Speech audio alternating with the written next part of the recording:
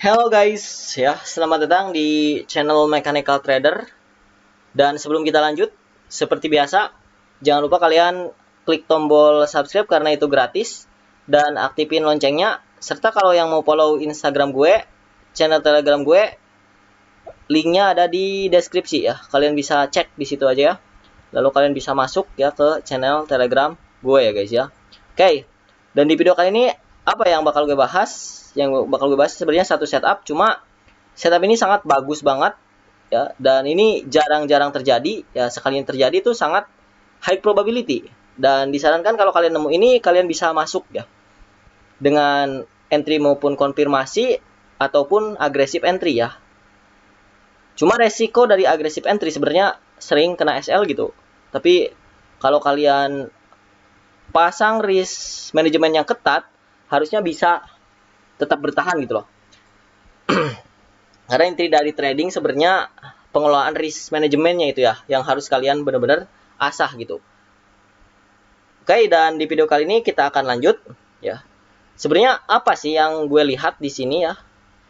Yaitu biasanya gue baca market itu ke 4 jam dulu untuk melihat biasnya marketnya kemana gitu. Dan di sini ya, dari struktur 4 jam, ini marketnya bearish ya. Pas waktu itu gue analisa, di sini terjadinya apa? Dia retracement ke area premium. Berarti pas ini ya, hari ini, pas hari tanggal apa? 21 November dia berada di area premium. Nah, kenapa bisa seperti itu ya? Sebenarnya penarikan ya market struktur itu simple banget ya gue guys. Yaitu di sini terjadinya apa? Break ke atas ya. Lalu di sini terjadinya apa?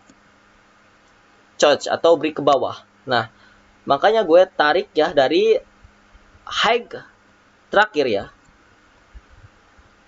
Di area sini, dan di area sini high terakhirnya ya. Nah, dan dia ke area premium. Udah, biasnya kita udah nemu nih, yaitu bearish.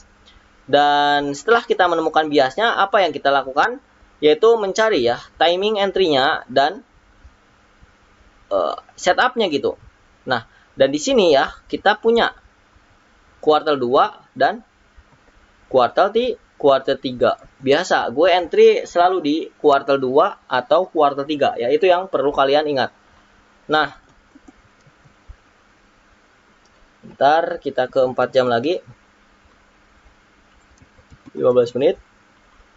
Nah, pas di area kuartal 2 dan kuartal 3, apa yang kita lihat?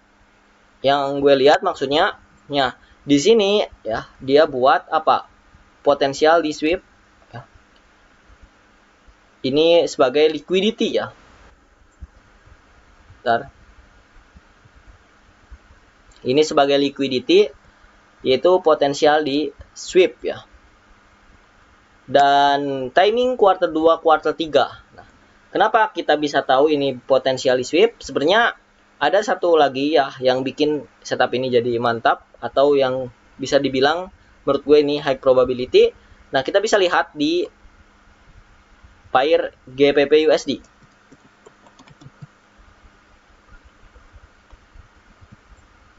Di GBP USD, lihat. Dia tidak terjadinya sweep. Ini potensial apa? Potensial terjadinya SMT. Nah, makanya gue berani untuk sell di atasnya ya, karena ada SMT juga. Nah, dan di time kuartal 2, kuartal 3 biasanya terjadi manipulasi, karena di kuartal 1 ini jelas-jelas akumulasi ya, membuat low resistance liquidity run atau RLR ya, ke atas. Atau dalam SND bisa dibilang itu adalah compression. Nah, gini. Ini kuartal 1 jelas akumulasi ya. Jelas banget ini akumulasi guys ya. Naik turun ya. Lalu terjadi manipulasi di kuartal 2 dan kuartal 3. Nah, kenapa ini gue jadiin liquidity ya? Karena di sini potensial terjadinya apa? SSMT. SMT maksudnya. Karena high ini tidak di sweep. Sedangkan high yang atas potensial di sweep. Karena ketika sudah terjadi di sini ya, agak mustahil gitu loh. Ketika dia di sini nih, ini kan dekat dengan high-nya, sedangkan di sini jauh banget. kayak ini gak bakal sampai nih ke atas gitu. Sedangkan euro ya, dia sangat dekat gitu loh dengan high-nya. Jadi kalian bisa berekspektasi akan terjadi SMT gitu. Nah itu. Nah, lalu apa yang sebagai POI-nya di area sini ya, yang bisa kita jadikan acuan sebagai entry-nya. Sebenarnya kalau kalian mau langsung di M15 di sini sudah tidak press gitu. Apa yang harus jadiin patokannya, nah. Sumpah gue jadi belibet gini ngomong, sorry. Kita bisa lihat ke 4 jamnya. Nah, di 4 jam ya, kita tinggal tarik liquidity ini ke sini ya, dan tarik POI yang paling dekat. Nah, POI yang paling dekat ini di sini ada apa? Ada support. Ada support ya, cantik banget. Bentar. Support sebagai POI ya di 4 jam. Ya udah. Kita tinggal bisa limit order ya di atas itu. Stop loss. Dua POI aja ya, biar cari aman. Target di potensial terbentuknya low-nya. Karena gini guys. Kalau kalian baca bias pakai market struktur, enaknya gini, low, high, lower low. Ketika dia ke area premium ya, dia akan break membuat lower low lagi gitu. Makanya gue TP di area sini bisa nih.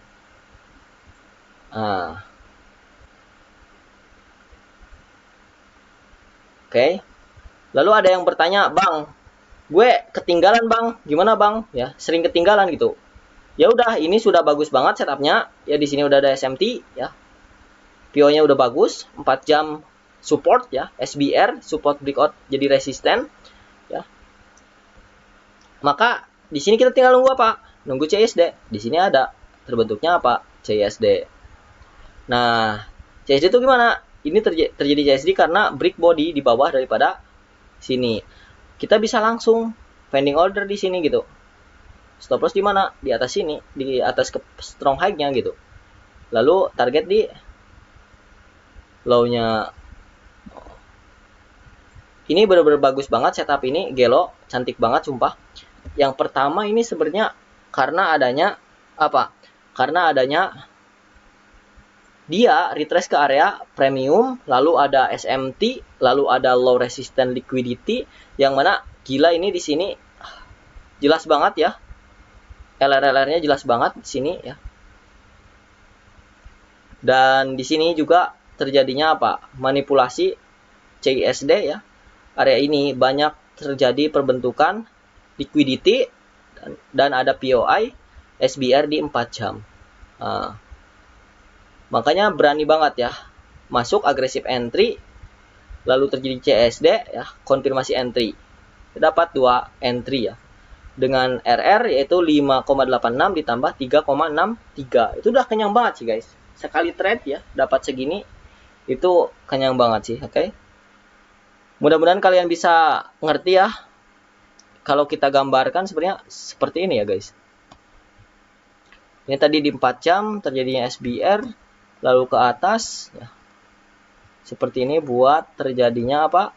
Compression.